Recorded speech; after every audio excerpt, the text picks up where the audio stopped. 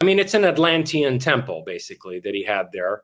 And then, of course, he had a labyrinth in the shape of the ground plan of Atlantis at Zorro Ranch. So there are two structures connecting Epstein to the Atlantean mythos: the temple on Little St. James on the island, and then the labyrinth at Zorro Ranch, where, according to some of the victims, he was bringing women to Zorro Ranch to be breeders, to be basically inseminated with eugenically engineered genes. It's right out of Apocrypha that wasn't included with my Bible growing up. Do you know about, and Aaron didn't, I don't think he was aware they were so close, but maybe I'm wrong, but there's a Scientology vault, so we can have Scientology at the end of the world that is stored not far from Zorro Ranch, and a big Mormon storage thing of some kind. Because I look at all that as Atlantis. They're all just telling you Atlantis 20 different ways. It's like there's like 3 stories. They all just retell them over and over again. I worry about all these cults and their vaults, these cults with tremendous amount of money who have seed banks and vaults and who are really prepared for the post-apocalyptic world. What an awful Mad Max world that would be if these become the mafias that are governing it after the convergence of catastrophes. It'll just be like live in Haiti. It'll be like after all the help we gave in Haiti, how great it is now. It'll be like it'll be like all the Clinton Foundation work. A lot worse. Yeah, well, their version of voodoo will be a lot worse than what you find in Haiti today. So, yeah. So, well, okay. So by the way, Epstein was into voodoo. Did you know that? That he contacted this journalist, Vicky Ward, I think it was, who was going to write a hit piece on him. What hit piece? Expose. Write an expose on him. And she was pregnant at the time, and he threatened her that he would use voodoo to cause her to have a miscarriage. What a strange threat to make. Huh? Did he call it Vodun, or he went with voodoo? He literally said, I can use voodoo to make sure your pregnancy doesn't go very well. Boy, I don't know. That'd be an upsetting threat to get. I mean, really, especially if you're like an atheist or so, like a fancy big city journalist. If you don't have like a strong feeling of churchy protection from that kind of.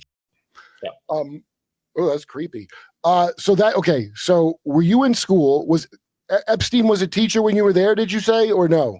So Donald Barr, who worked for the CIA, was the headmaster of the Dalton School in the late 1970s. I read his book. Yeah. Space Relations. Yeah. So we had a copy of that book in the Dalton library. Yeah. It was behind glass in the library. I remember it distinctly because I used to read sci-fi back in those days. And who puts that, you read the book, right? So, and there's like intergalactic, like interstellar sex trafficking. And by the way, it's almost unreadable for sounding like it would be interesting on some level. It's really hard to read. Yeah. It's like really hard to get through. Yeah, it's very badly written, frankly. Written by an intelligence operative, not like a literati type. And but it was behind the glass. And, middle schoolers would go to this library. And here they are putting, the headmaster wrote this book. Here it is behind glass. Anyway, that guy, Donald Barr, hired Epstein. He also hired a mentor of mine, not the same guy I was mentioning earlier, different guy, who had been my history teacher in middle school. And this guy, beginning in I was like 14 years old, 13 to 14. He started trying to recruit me into the CIA. So I can easily believe that Donald Barr was a functioning CIA operative because he hired Epstein and he hired this guy who was also trying to recruit me into the CIA. And their whole thing, and I researched this later, I found out that these programs actually existed, where they would go to teenagers and say, look, the CIA will put you through college. They'll pay for your college tuition and all this. And then you come work for the agency after college. So he was trying to recruit me. And another teacher of mine said, this guy, he's a CIA recruiter. Like, don't get too close to him, whatever. Anyway, so Epstein had left Dalton by the time I was there. I believe in the early 1980s, he had used his connection to Dalton parents to get hired at Bear Stearns and these various investment firms. Because, we had all these rich Jews there. And, basically he was networking with them to get himself these high finance positions. But the interesting thing is that I did meet him on one occasion for less than 5 minutes. And this is a story I've never told before, so maybe it's worth getting into. I knew a girl who had been, let's just say she had been a close friend of one of my friends. And so this girl never became my girlfriend, but we became very close. We became friendly. Okay. And so she would confide certain things in me. And I noticed that these older men would come and pick her up from the school, like in the middle of the freaking day, like 1 o'clock in the afternoon. Ferris Bueller's Day Off. Yeah. I'm like, where are you going? She's like, I have to go with these guys, whatever. And there were these older guys. And finally, I asked her what the hell the deal was with this. And she said, well, they're offering me modeling opportunities for Victoria's Secret and various things. And I said, okay. And she said, well, the head guy thinks he can get me into Harvard. He has connections at Harvard. And then we find out years later, right, that Epstein was close to Larry Summers, who was running Harvard, and he had key card access to the evolutionary dynamics division of the biology department at Harvard for a decade after his first prosecution. He still had that key card access, and he was using Harvard's resources for his genetic engineering program, for his eugenics program that Alex Dershowitz even says it creeped me out. The shit Epstein used to say about genetics reminded me of the Nazis. So Dershowitz said this. He said, I don't know, the stuff that Jeffrey used to say about genetics. I have no moral compass whatsoever, and I am grossed out. So this girl used to be picked up by these people, and she said, okay, I'm doing modeling for them, and the head guy can help get me into Harvard, etc.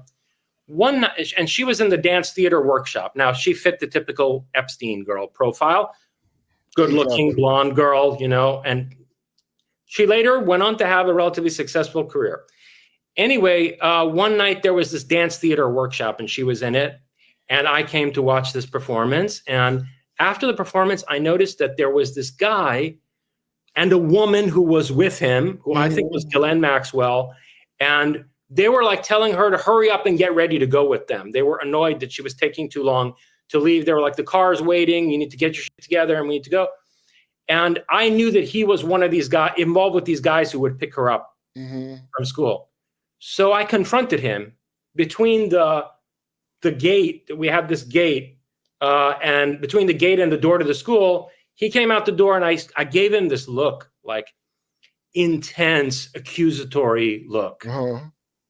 And he turns his face to the side. He's wearing blue jeans and a black leather jacket, and had like sort of salt and pepper hair.